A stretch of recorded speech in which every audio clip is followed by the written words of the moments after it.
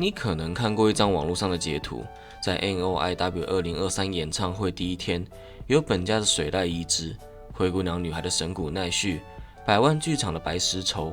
以及可以说是之所以这张截图会广为流传的最大原因——闪耀色彩的通口原香。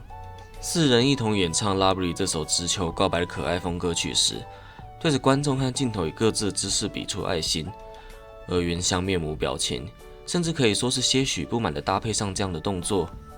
只用一个画面就呈现出效果十分卓越的鲜明反差，也难怪原相这张截图会以各种形式大量被转传。又或者更准确的说，舞台上扮演原相的土屋里央小姐。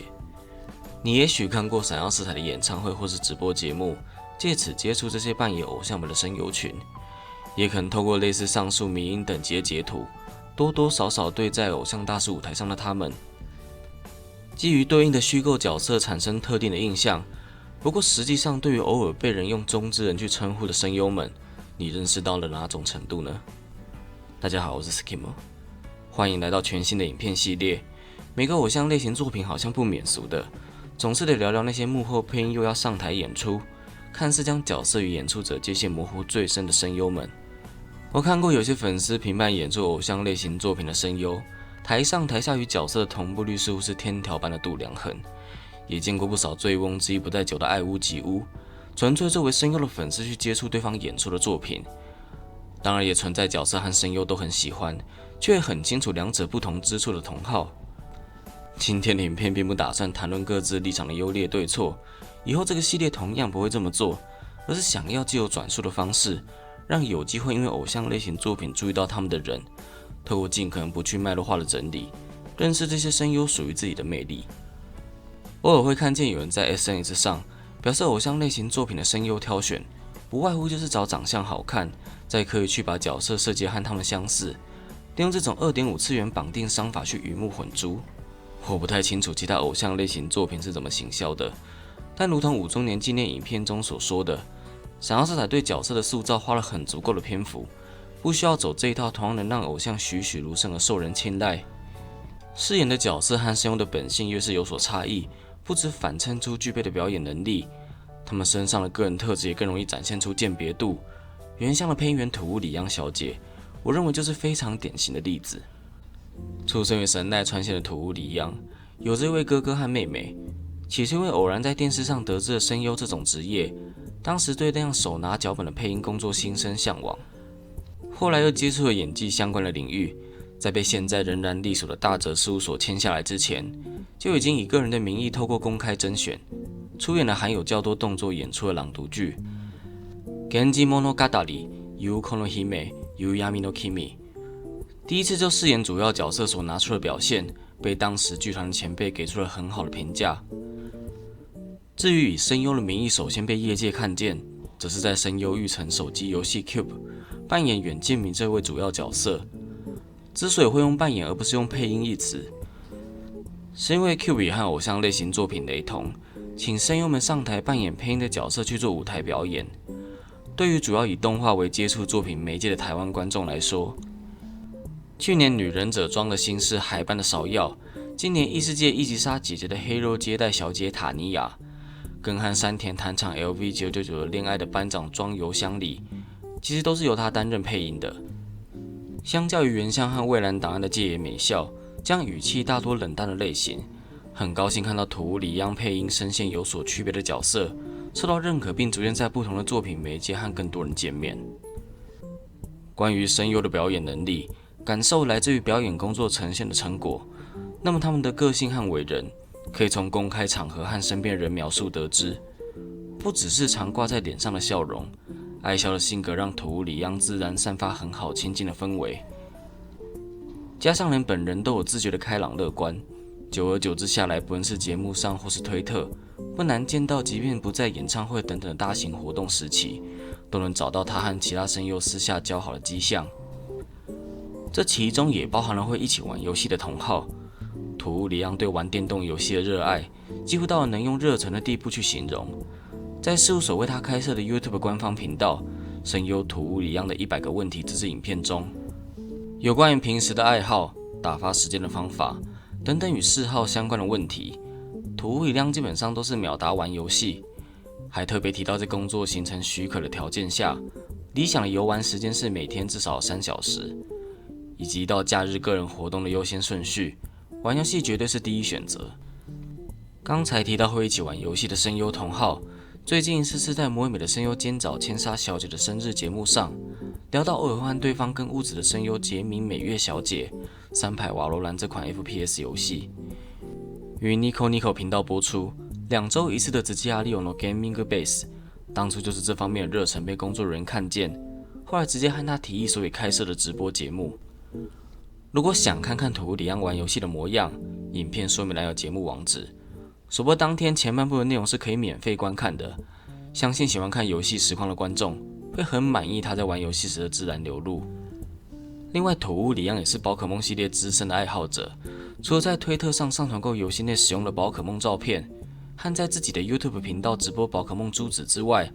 最著名的莫过于在广播性质的节目上花了不少时间去兴致勃勃谈论最喜欢的宝可梦喷火龙。当被问到喜欢的喷火龙是 X 派还是 Y 派的时候，不仅马上回答当然是2只都要，提到了平时自己习惯把宝可梦取名成食物的名字，唯独 XY 的喷火龙分别被命名为亲爱的和老公，还特别强调名字最后有加上爱心的符号，可想而知喜欢的程度。观众不免随即表示，没想到自己有生之年会嫉妒喷火龙，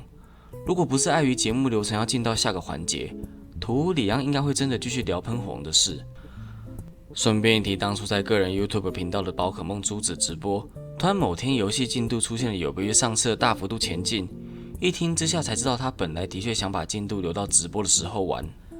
直到听说官方的太晶洞活动居然有游戏内无法正常取得的喷火龙，马上妥协请朋友协助他把队伍练到可以刷太晶洞的强度。虽然对于期待在实况上循序渐进观赏的人来说很可惜，却感受得出他有多喜欢喷火龙。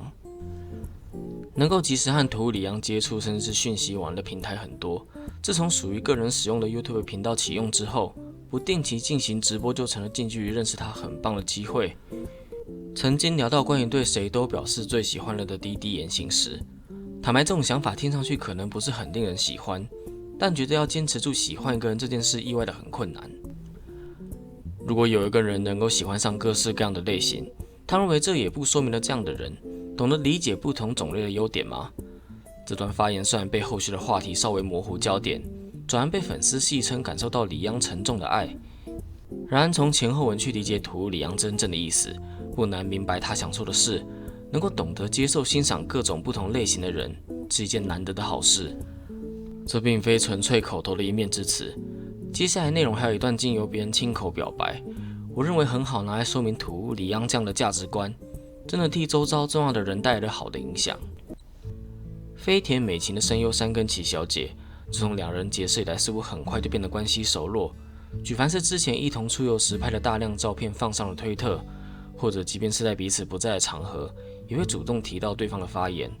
感情有多要好可见一斑。只不过不知道又有多少人明白，为何2人会这么亲近呢？在个人节目《亚曼内爱尔的 Yuruto Kitan》，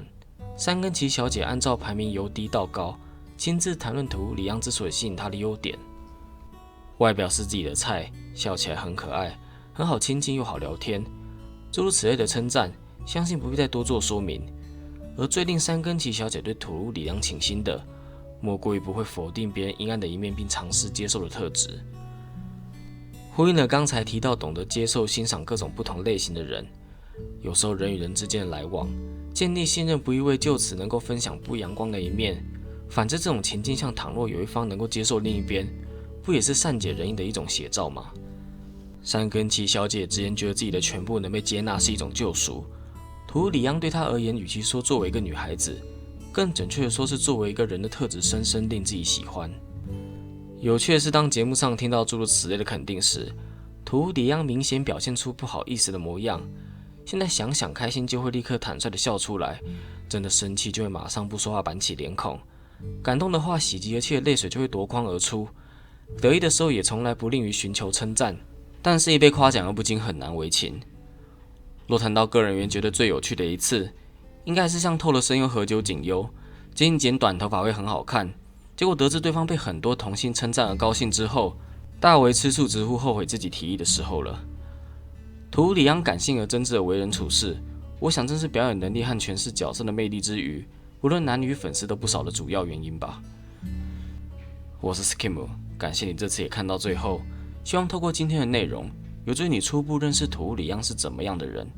事实上，自从事务所管理的 YouTube 频道启用，并且每个礼拜五的影片都会附上翻译字幕之后，